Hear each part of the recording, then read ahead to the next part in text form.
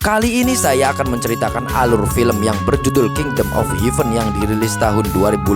Film ini diangkat dari kisah nyata yang mengisahkan tentang perang salib yang terjadi antara umat Muslim dan umat Kristen. Karena film ini tentang agama dan agak sensitif, jadi saya sarankan kita bisa sama-sama bijak dalam menyaring informasi. Film ini tidak bertujuan untuk menyudutkan agama manapun. Sejatinya, kita sebagai umat manusia harus saling merangkul satu sama lain, apapun itu agama, ras, budaya maupun status sosialnya. Dan jangan lupa like, komen, dan subscribe ya. Baiklah, tanpa perlu berlama-lama lagi, yuk mari kita simak alur ceritanya. Penganggur Tulen. Di awal film kita diperlihatkan dengan narasi singkat yang memberitahukan bahwa hampir 100 tahun sejak armada Kristen dan Eropa menguasai Yerusalem, Eropa menderita karena dijajah dan mengalami kemiskinan. Para pejabat maupun rakyat jelata pun kabur ke tanah suci, yaitu Yerusalem atau dikenal dengan Al-Quds, untuk mencari keselamatan juga mengadu nasib. Sementara itu terdapat seorang ksatria yang memutuskan untuk pulang mencari putranya. Pada tahun 1184 di kota Prancis, di mana seorang pandai besi sekaligus penempa pedang bernama Balian sedang berduka karena istrinya baru saja meninggal bunuh diri akibat stres karena keguguran.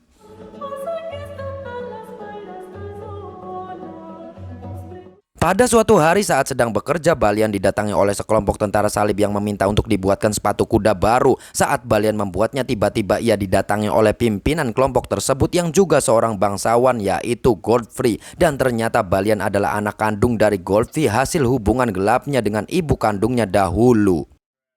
Untuk menebus rasa bersalahnya karena baru memberitahukannya sekarang, Godfrey pun mengajak Balian bergabung dengan pasukannya agar hidup Balian bisa terjamin. Akan tetapi Balian menolak karena di sanalah tanah lahirnya, dan Godfrey pun mempersilahkan Balian untuk menemuinya jika sudah berubah pikiran di kota suci Yerusalem. Jerusalem is easy to find. Come to where the man speak at Continue. They go by Messina. Di malam harinya, saudara tiri Balian pun memaki-maki dan memintanya segera pergi dari desa tersebut karena Balian dianggap tidak pantas berada di sana. Balian pun murka karena mengetahui mayat istrinya yang dipenggal sebelum dimakamkan dan kalung salibnya juga dipakai oleh saudara tirinya itu. Lalu inilah yang terjadi.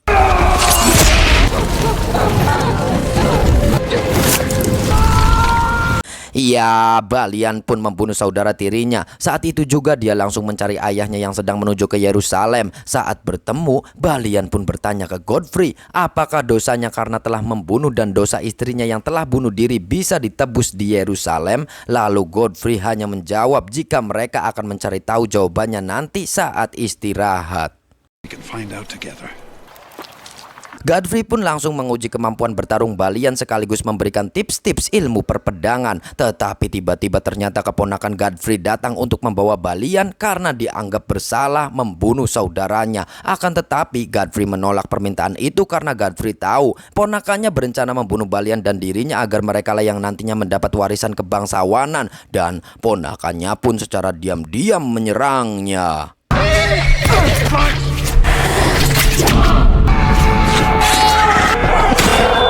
Secara tidak sadar banyak prajurit Godfrey yang tewas dan Godfrey terkena panah di tubuhnya. Namun mereka melawan balik. Seluruh prajurit musuh berhasil dibunuh. Begitu pula dengan Godfrey yang membunuh ponakannya sendiri. Hanya sedikit dari mereka yang masih hidup, yaitu Godfrey, Balian, prajurit ahli medis sekaligus tangan kanan Godfrey yang bernama David, dan satu orang lagi. David pun tidak bisa mencabut anak panah di tubuh Godfrey begitu saja karena sangat beresiko tinggi. Rusuk Godfrey bisa patah, sumsum pun akan masuk ke aliran darahnya. Lalu Godfrey terkena demam parah dan nantinya bisa meninggal. Are broken, in which case you'll take a fever and die. Singkat cerita, pagi pun tiba. Mereka pun sampai di pelabuhan Messina di negara Italia. Godfrey yang masih terbaring lemah pun memberikan wejangan ke Balian bahwa dia harus melayani siapapun raja Yerusalem, membuat kerajaan Yerusalem memiliki hati nurani layaknya surga, juga berusaha menciptakan perdamaian antara Muslim dan Kristen agar bisa hidup berdampingan. Lalu pada malam harinya, betapa terkejutnya Balian melihat ayahnya yang semakin kritis. Be without fear, face of your enemies. Godfrey pun mengatakan jika Balian harus melindungi yang lemah, bertindak yang benar, dan selalu bersikap jujur, adil, makmur, sejahtera, dan bijaksana. Di saat terakhirnya, Godfrey pun menyerahkan semua tahtanya sebagai penguasa dari kota Ibelin kepada putra Balian sesuai amanah dari ayahnya.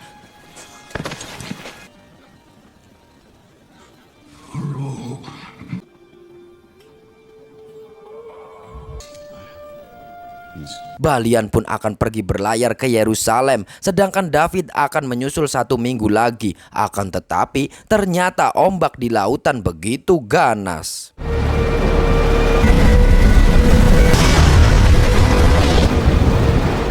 Namun ketika sudah berjalan cukup jauh dan menemukan mata air, kuda tadi kembali dan akan digunakan Balian untuk berkelana. Tetapi tak lama kemudian seorang tuan dan pelayannya datang dengan angkuh dan sombongnya. Tuan itu pun ingin merampas kuda milik Balian hanya karena kuda itu berdiri di tanah mereka. Jelas saja Balian tidak mau menyerahkannya dan dia pun memperkenalkan dirinya sebagai penguasa dari kota Ibelin yang baru. Sang tuan yang murka pun akhirnya menyerang Balian. Lalu dengan mudah Balian pun membunuh pria tersebut, sedangkan pelayannya dibiarkan hidup untuk membawa Balian masuk ke Yerusalem. Karena ada satu pepatah yang mengatakan almar'u min haitsu yasbutu la min haitsu yanbutu wa min haitsu yujadu la min haitsu yuladu, yang artinya nilai seseorang tergantung dari mana dia berada, bukan di mana dia berasal, kemana dia mengalir, bukan dari siapa dia terlahir.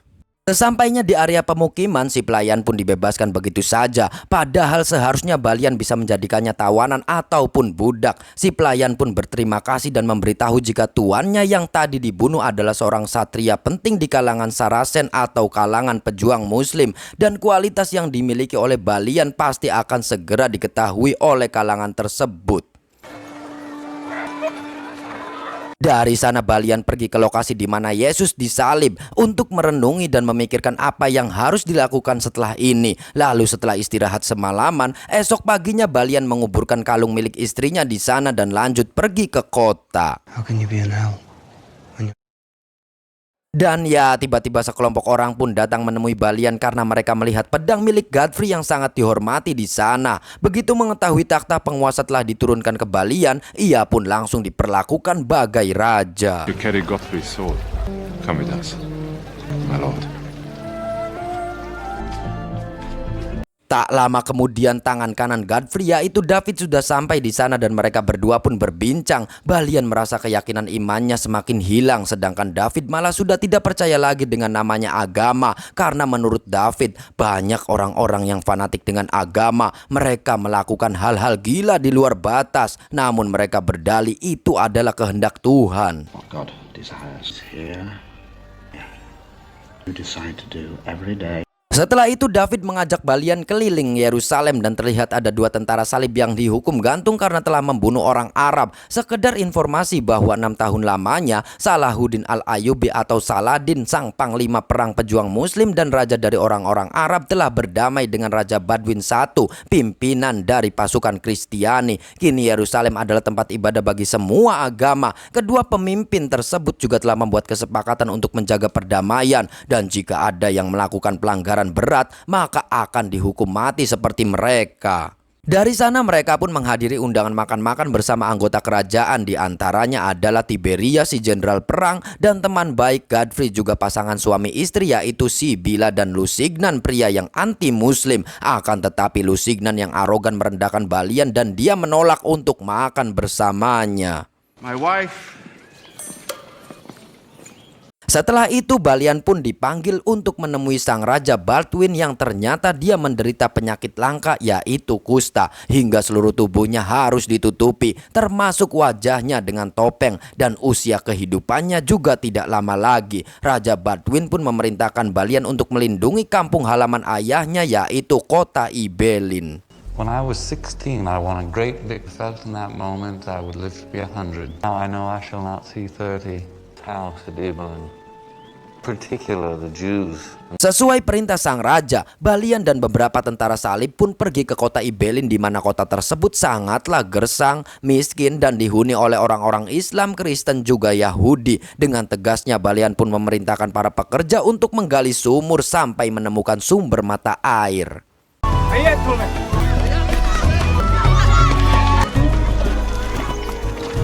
Air itu kemudian dialirkan menggunakan batang pohon sampai ke tempat bercocok tanam. Tak lama kemudian datanglah rombongan Sibila dan mereka akan menginap beberapa waktu di sana. Terlihat jelas Sibila yang naksir dengan Balian, lambat laun hubungan mereka pun semakin dekat dan akhirnya berseri-seri. I expect your hospitality. It is given. Singkat cerita, kota Ibelin yang awalnya gersang kini sudah berubah menjadi kota yang amat subur. Sementara itu, Lusignan, Renal, dan pasukan tentara salib mulai membuat kekacauan dengan membantai tentara muslim yang sedang melintasi gurun.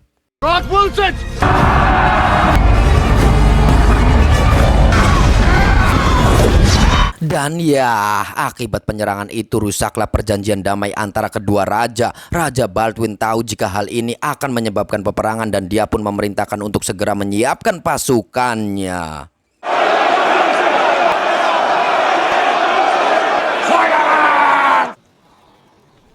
We must meet him.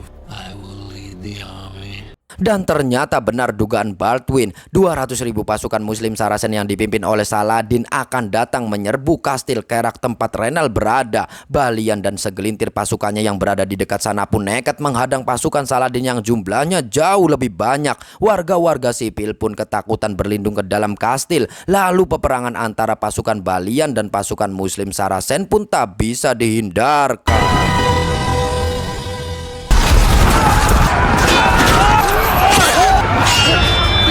Dan ya, sudah jelas pasukan Balian kalah telak karena perbandingan jumlahnya yang sangat jauh. Namun Balian masih dibiarkan hidup oleh si pelayan yang ternyata dia juga seorang pejuang. Dan yang dilakukannya ini sebab bentuk balas budi karena dulu Balian juga membiarkannya hidup.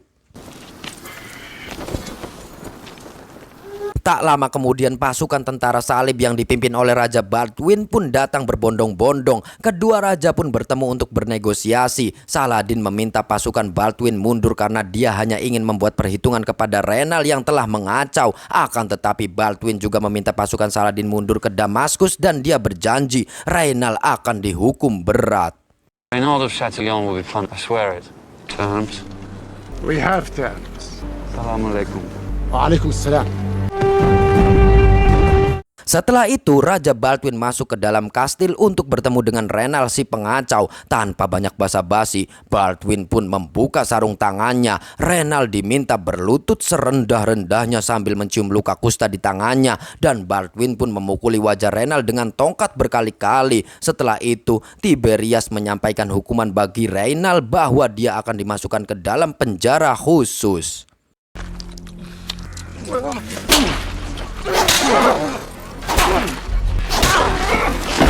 Karena kondisi Raja Baldwin yang semakin kritis dan hidupnya sudah tidak lama lagi, Balian yang menjadi orang kepercayaannya pun dipanggil dan diminta untuk segera menikahi adik dari Baldwin yaitu Sibila agar tahta kerajaan Yerusalem turun kepadanya. Akan tetapi Balian langsung menolaknya karena dia tak mau merebut istri orang. Akhirnya Baldwin pun memutuskan untuk meneruskan tahta raja kepada anak dari Sibila yang masih bocah. Semua itu dilakukan agar kekuasaan tidak jatuh ke tangan Lusignan dan perdamaian antara kedua belah pihak pun tidak dirusak lagi olehnya. Naasnya hari itu adalah hari terakhir pertemuannya dengan sang adik Sibila. Karena tak lama kemudian Raja Baldwin pun meninggal dunia. Anak dari Sibila pun akhirnya diangkat menjadi Raja Yerusalem.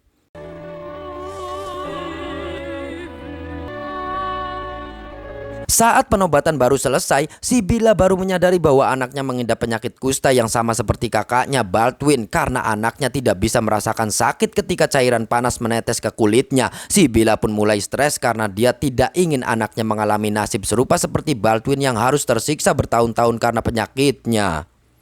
Well, he was a monster. We haven't made for him. How? Maka dari itu agar anaknya tidak mengalami penderitaan apalagi sampai terbebani sebagai status raja yang bahkan dia sendiri belum mengerti, dengan terpaksa Sibila pun membunuh anaknya menggunakan racun yang diteteskan ke kupingnya.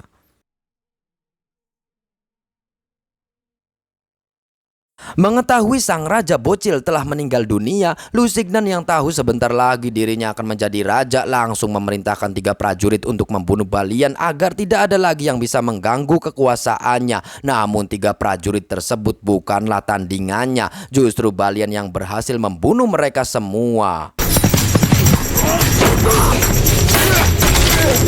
Sementara itu, Lusignan mendatangi penjara Renal untuk membebaskannya dari sana dan bisa membantu berperang melawan Muslim. Will not come out. Keesokan harinya, Lusignan pun pada akhirnya menjadi raja baru Yerusalem dan tidak pakai lama lagi, Renal beserta pasukannya diperintahkan untuk membantai orang-orang Muslim secara membabi buta. Bahkan adik dari Raja Saladin pun menjadi korbannya. Betapa murkanya Saladin mengetahui kabar pembantaian tersebut. Ia pun mengutus beberapa pasukannya ke Yerusalem untuk mengambil jasad adiknya yang masih di sana, juga meminta Raja Lusignan untuk menyerah. Namun dengan brutalnya, Lusignan langsung membunuh salah satu utusan dan menyatakan perang terhadap Raja Saladin.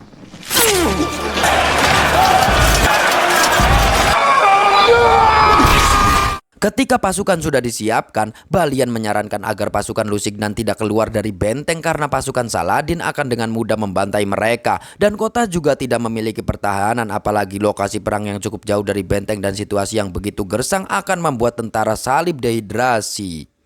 And the city left defenseless. Akan tetapi, Lusignan tidak menggubrisnya dan malah menghina Balian yang seorang pandai besi tapi sok-sokan memberi saran. Wants you to come out. So we shall. You do so without my knights. Semua pasukan pun berangkat menuju titik peperangan. Namun Balian, Tiberius dan beberapa pasukan mereka menolak ikut berperang. We must look to the defenses. The boy's dead.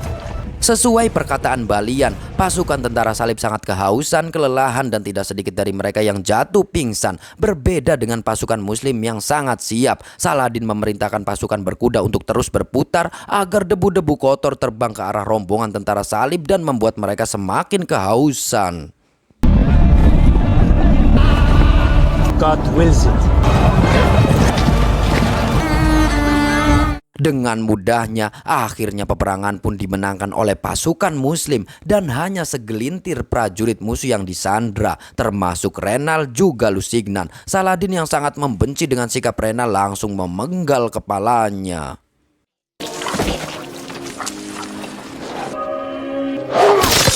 Karena pembawa pesan tidak kunjung datang, Balian, Tiberius dan pasukannya pun datang ke lokasi peperangan yang sudah penuh dengan mayat-mayat tentara salib berserakan dan sedang disantap oleh burung-burung bangkai. Tiberius yang menganggap Yerusalem sudah musnah akhirnya pergi dari sana, sedangkan Balian pulang ke kerajaan untuk mengatur strategi baru melawan pasukan Saladin dengan memasang banyak jebakan di sekitar benteng.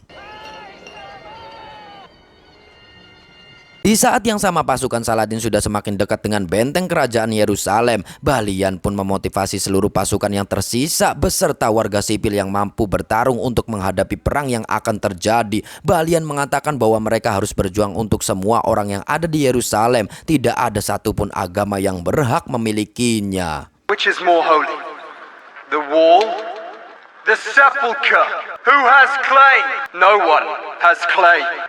All have claim. Karena sejatinya tiga agama yang berbeda di sana, yaitu Islam, Kristen, dan Yahudi, memiliki hak yang sama dengan tiga tempat sucinya masing-masing. Masjid Al-Aqsa untuk orang-orang Islam, gereja suci Makam Kudus untuk orang-orang Kristen, dan tembok rata untuk orang-orang Yahudi.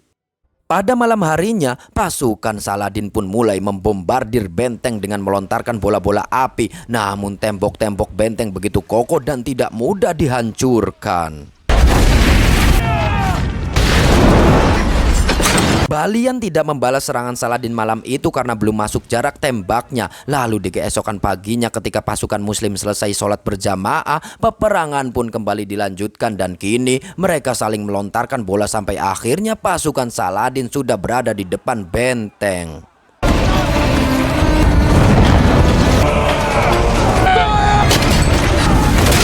Para prajurit pun berusaha menerobos masuk menggunakan tower juga dengan alat penjebol pintu utama. Namun Balian segera memerintahkan pasukannya untuk menghalau mereka semua. Hari demi hari pun berlalu dan perang masih terus berlanjut hingga menelan banyak korban jiwa dari dua kubu. Sampai di suatu pagi, Saladin mengincar dinding paling terlemah yang akhirnya berhasil dijebol dan pasukan pun menerobos masuk. Lalu yang terjadi... There will be no quarter. Come on!